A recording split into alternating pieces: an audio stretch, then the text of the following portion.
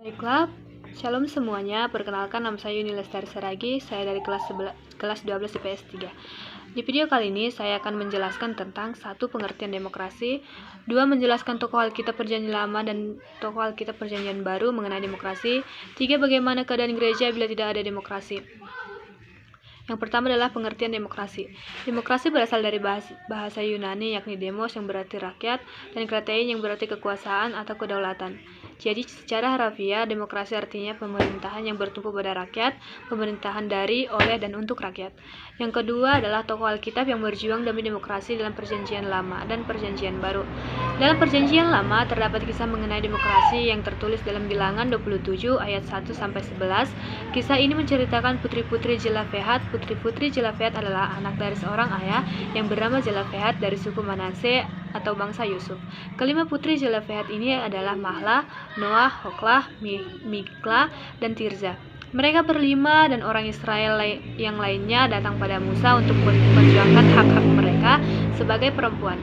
Ayah mereka telah meninggal dunia dan tidak meninggalkan seorang anak lelaki pun, sehingga mereka tak punya saudara laki-laki, sehingga mereka terancam terhapus dari kaum kerabatnya, serta memiliki pusaka harta warisan ayahnya akan beralih pada orang lain, sebab pada masa itu di antara orang Israel yang tidak mempunyai anak laki-laki, maka harta miliknya atau warisan lainnya akan diberikan pada orang lain kerabat terdekatnya.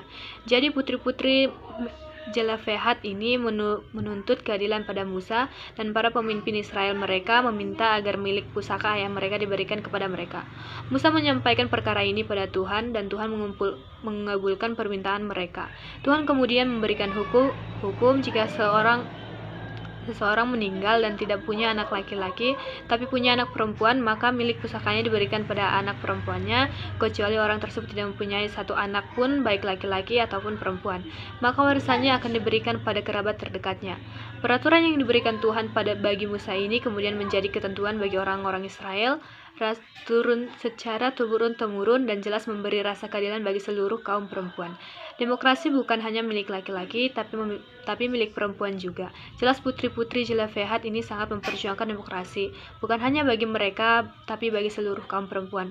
Dalam Perjanjian Baru, kisah mengenai demokrasi terdapat dalam Lukas 15 ayat 11-32 mengenai anak yang hilang. Allah tetap mencari manusia bahkan setelah manusia jatuh ke dalam dosa.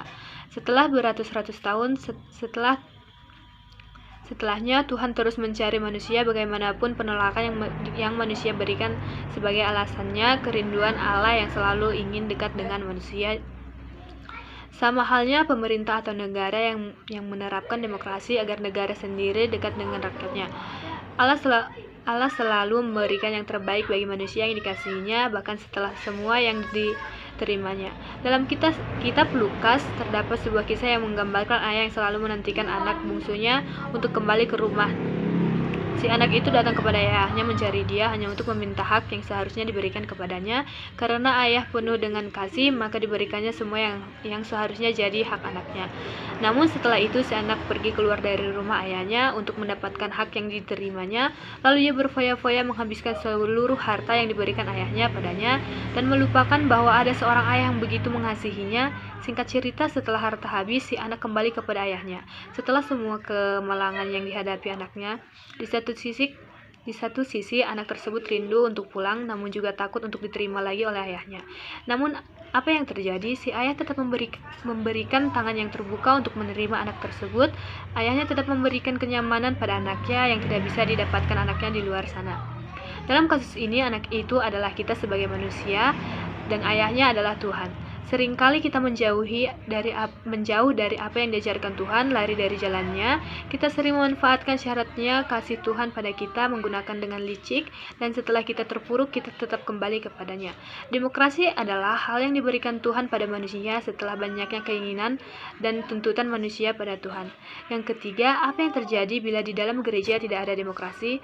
Jika di dalam gereja tidak ada demokrasi, maka yang terjadi adalah 1. Kekuasaan pemimpin gereja menjadi kekuasaan yang absolut dan tidak ada yang bisa mengganggu-gugat semua keputusan yang diambil oleh pemimpin gereja. 2. Adanya ketidakadilan. Hal ini sangat besar kemungkinannya terjadi karena masyarakat atau jemaat tidak boleh memberi pendapat dan tidak bisa mengeluarkan aspirasi mereka, ataupun tidak memiliki hak demokrasi dan Bisa saja keputusan yang diambil oleh pemimpin gereja adalah keputusan yang berat sebelah yang memihak pada pemimpin dan merugikan jemaat gereja. 3. Renggangnya hubungan antara jemaat dan pemimpin gereja. Ini terjadi karena para jemaat gereja yang tidak memiliki hak untuk berdemokrasi tentu akan kurang menyukai para pemimpin gereja yang memiliki kekuasaan